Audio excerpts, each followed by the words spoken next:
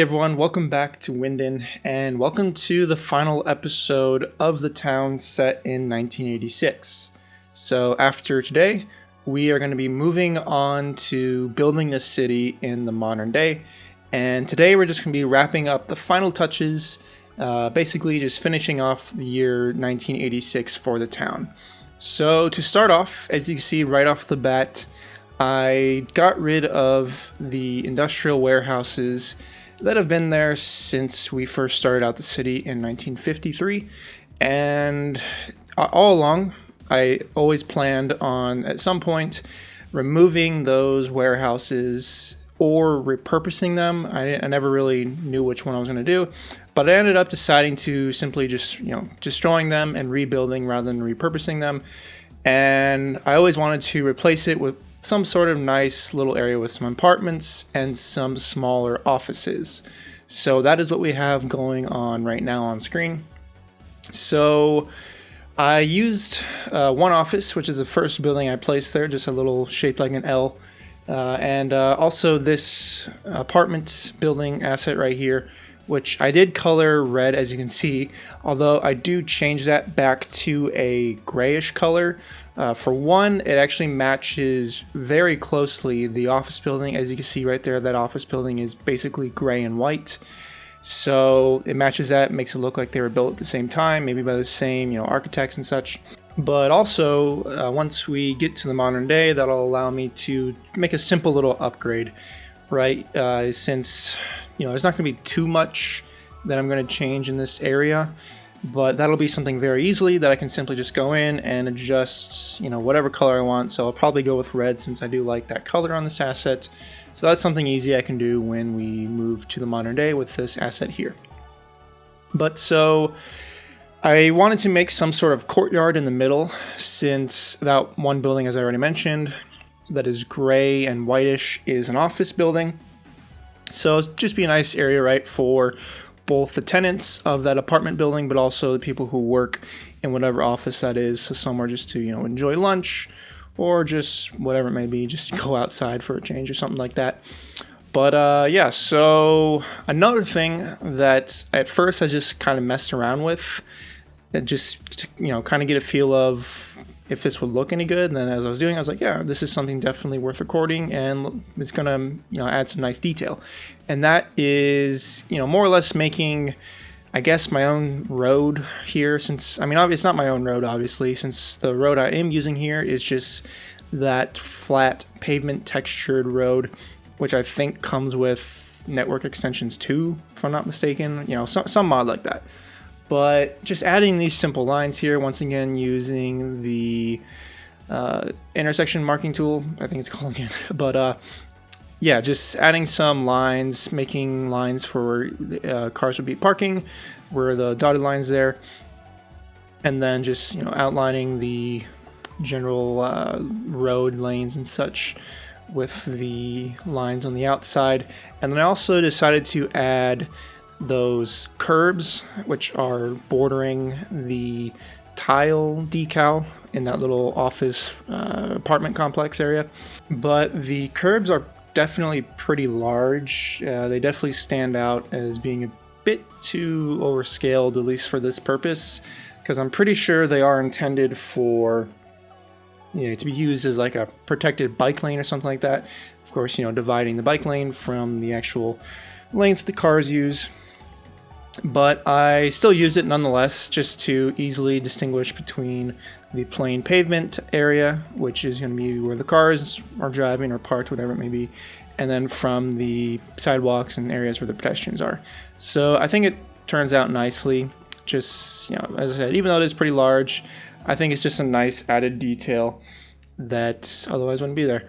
So another thing that I wanted to do in this area was to use a variety of decals and textures on the ground, rather than just having simply the pavement texture, which is very plain, not very exciting at all. And I think I mentioned this already, like in a previous episode, but whenever City Skylines 2 comes out, that's one thing that I hope is included, having a variety of pavement textures. So Simply in game now, there's only the one. Of course, you can change it, but you can only ever use one at one time. So it'd be absolutely awesome to have, a City Skylines 2 whenever that may come out, and the option to have, 3 textures, right? You can have a plain pavement texture, then have a couple tile, cobblestone type textures, just to really, make your city have much more character. Because it's that no city on Earth is going to have a single pavement texture across the entire city. Even the most plain, boring cities, wherever. And yeah, it's just not going to happen anywhere. So I definitely hope that's something. Because for now, our only option are using decals, which when trying to make very smooth, like when laying it down on like a road, of course a decal will go both on the road but also the pavement. So some decals can easily be converted to procedural objects to avoid the overlap, whereas others don't really work like that. So that really limits your availability of different varieties of textures you can use for the pavement. So fortunately, the decals that come with those parking assets right there that we're looking at, that have a kind of tile decal already on them, there's a decals already included with that aren't parking lot decals, just plain, and those are very, very good for converting to procedural objects and either raising it up or down so it can be placed on either just the road or just the pavement area. So I definitely did a lot of that, since I more or less skip it this time once I actually lay it on this side of the little area, since I included that at the start of the episode. But I decided to use a red pavement, or red tile texture, I should say.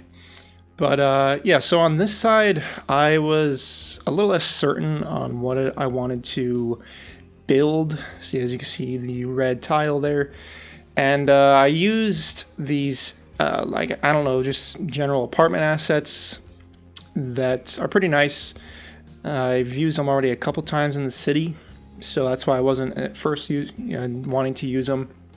But yeah, I wasn't really sure exactly if I wanted to do some larger office here, or just have more mixed office and apartment area, and that's what I ultimately decided to do. So I used this asset to kind of make a larger apartment complex, and kind of make a little U-shape area there, just to have a little courtyard, but it was pretty sizable.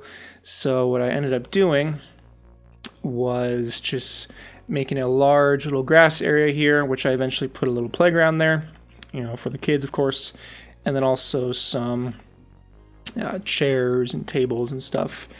But yeah, because like I said, it was a pretty large area to fill in here, and since I'm not subscribed to a lot of assets, since there's not too many assets on the workshop that fit Germany in the 1980s in West Germany. I've already mentioned this plenty of times, that there's lots of East German assets on the workshop, but I don't want my city to look like it is in East Germany, because I have flags and the police cars are all West German stuff. So I'm trying to avoid using the stuff that's too obviously East German, but that's not going to be much of an issue anymore, since this is going to be the last episode in the 1980s. So now that we're moving to modern day, I can really use assets from almost all over the world, since many of the modern assets on the workshop are a lot more universal, meaning they don't have to be used in a specific geographic location. They're generic enough that they can really be used, in whatever type of city you're building. So I'm definitely looking forward to that, building with a lot less restrictions and stuff like that. So that'll definitely be a lot more fun. But so moving on to what we have, 2 final builds, 2 small things that we got left for this episode, since it is definitely a shorter episode today. And both are going to be out in the forest. And starting out, what we got here is another cave. So this is going to be based on a location from the show Dark. And if you watch the show, then this is obviously not the main cave, which a lot of the show is based around. This is where some nuclear waste, some radioactive material, or whatever you want to call it, was stored after the event at the nuclear power plant. So if you're confused, don't really know what the heck I'm talking about, that's because it's from the show. And I won't get into any details really, just, because I want to make this more general. And if you haven't seen the show, I don't want to, just talk about that for too long. But basically, something happens at the power plant in which some super radioactive material is created, and to cover it, they kind of covered it up and decided to hide it out here in a cave. So sounds like a great idea, but that is what they ended up doing. So this location that I'm building it is about halfway between the actual cave entrance, which you see like at the very start of the episode in the intro, and then also with the nuclear power plant. So about halfway between the two. And, obviously if you're going to be hiding something like radioactive material out in the, woods, then you're going to have to be able to hide it pretty well. So it definitely still had to be pretty far outside the city. And, you're really not going to see it if looking at like an overview of the city or anything like that. So it's definitely hidden. And of course, as I said, that's the idea. But there are the nuclear, or I should say radioactive waste there, I guess, in those containers, whatever they are. But I had to use prop trees since, of course, trees in this game conform to the terrain. So since I lowered the terrain in this particular area, the trees would sink into the ground, which of course would look bad. So the mod that converts trees and cars to props, you can use those prop trees to raise or lower them, which allows you to do stuff like this and add trees to areas that would otherwise just sink to the ground. So another thing that I added here, just to make this area a little more, I guess, interesting, since I believe in the show it's really just a tiny little cave entrance, nothing much else to it. So I wanted to add like a little area where the trucks would have come to unload the nuclear material here. So what I did was just make some trash, I guess, since I don't know, maybe whatever type of trash that the people at the power plant would bring here. For one, there's that sign there, which if you watch the show, then you might recognize that as the sign from 1953, which is basically, trying to promote nuclear power for the area and to build the nuclear power plant. So that's an asset that I created, just a simple little prop, of course, which I mentioned already that I'll have to add back into the 1953 save since I didn't actually do it while we were building in 1953. But then I also added this pile of what I want to be a pile of dirt. I believe these assets are meant to be more so like piles of coal or sand, stuff like that, but I wanted to make it look as though maybe some small amount of excavation had to be, done to remove some dirt from the cave in order to, of course, make room for the radioactive material. But so moving on from that to the final thing that we're going to be building in today's episode, and it is based on one of your guys' recommendations. So L303, I guess, is your name, and you had a cool idea to make some sort of forest fire area like that. And so I initially tried to make a pretty sizable area that had succumbed to a forest fire. So I did a ton of just plain trees, right? There's these trees that I'm placing now. They're just bare. Some of them are falling on their sides. So I did a very large area with that and some tree stumps, which I'm going crazy with right now on screen. And I detailed it up, added the black decals to make it, of course, look burnt, but it just didn't look right, and I ultimately decided to do something similar, but rather than go with an actual forest fire, I decided to go with a controlled burn, or also I believe they're called prescribed burns. I've never actually heard that term. I always just call them controlled burns. But it's basically an intentional fire set by a city, or not by the city, but more so, at least in the U.S., it's by the forest rangers and the local fire department. I'm not sure how this works elsewhere, but in case maybe there's areas that have a lot of dead stuff, which could be a fire, forest fire threat. They will go in and intentionally burn that stuff up, with the hopes of preventing a serious fire, down the line or something like that. They could also be used to create a nice healthy, soil, since, to encourage growth of new plants and such. So there's a few different reasons, but it's obviously intentional and a good thing rather than a forest fire. So it's a little better to, I guess, do this in an actual forest fire.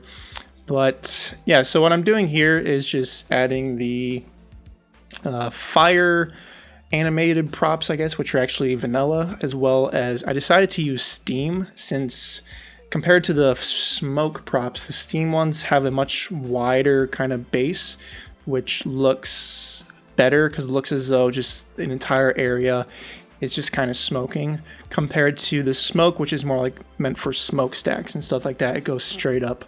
So I do use a little bit of that just to add some variation in the smoke that is, coming out of the fire. But yeah, I mostly use the steam there. And then I placed those fire trucks, which I eventually exit out after this, when I build this, and found a fire truck from Germany that's not so modern, since this one here is pretty modern. So I place it there just for the time being, but I do go back and change up the props there. So that's going to do it for the build part of today's episode. What we got going on next is just some longer cinematics for you guys, just to see what's been built so far in the city and our progress we've made thus far into the 1980s. So there's still a number of things that you guys mentioned that I still want to build, but I'm saving them for the modern day.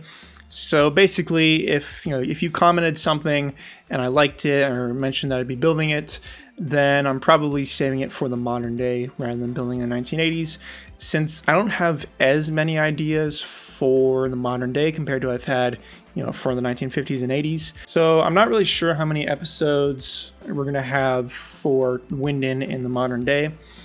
I'm thinking 2, maybe 3, but I don't really have too many ideas myself, which is why I have been saving all your guys' good ideas to use in the modern day, just to help, make some content for those videos. So yeah, definitely give me your ideas for what you want to see in the modern day. If you want to see something built or something, torn down and rebuilt with something modern, let me know, and I'll try my best to create that. So I hope you guys have been enjoying this series so far. It's been a lot of fun for me, for sure, building Winden through the different time periods. It's been a nice change from Berlin Noir, which, don't worry, Berlin Noir will be back before you know it. Only a few more episodes left of this before we wrap up the series. But so if you enjoyed today's episode, definitely give it a thumbs up. And if you're new, subscribe to the channel as we move on with Winden into the modern day. So yeah, I will see you all next week in modern day Winden.